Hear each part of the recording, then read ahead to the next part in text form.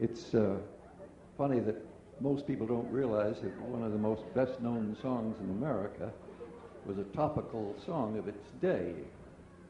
However, before I sing it, I got to recite you a little poem. I wrote this poem up in singing in Cumberland College, a few miles north of here, way back during the Vietnam War. And in the afternoon, I took a nap in a student dormitory. At the bottom of the bed was a huge American flag. At the head of the bed was a huge photograph of Leon Trotsky. I didn't know which was camp.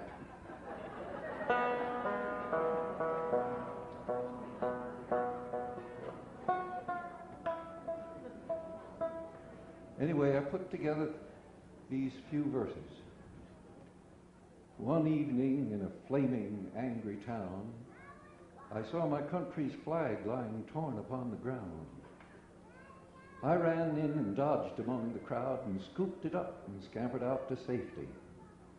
And then I took that striped old piece of cloth and tried my best to wash the garbage off. But I found it had been used for wrapping lies. It smelled and stank and attracted all the flies. While I was feverishly at my task, I heard a husky voice that seemed to ask, "Do you think you could change me just a bit? Betsy Ross did her best, but she made a few mistakes. My blue is good, the color of the sky. The stars are good for ideals oh so high. 7 stripes of red are strong to meet all danger. But those white stripes, they need some changing. I need some stripes of deep, rich brown, and some of tan and black, and all around a border of God's gracious green would look good there. Maybe you should slant the stripes, then I'd not be so square." I awoke and said, "What a ridiculous story. Don't let anybody suggest I said tamper with Old Glory." But tonight it's near midnight, and in another angry town, once again I see my country's flag lies torn upon the ground.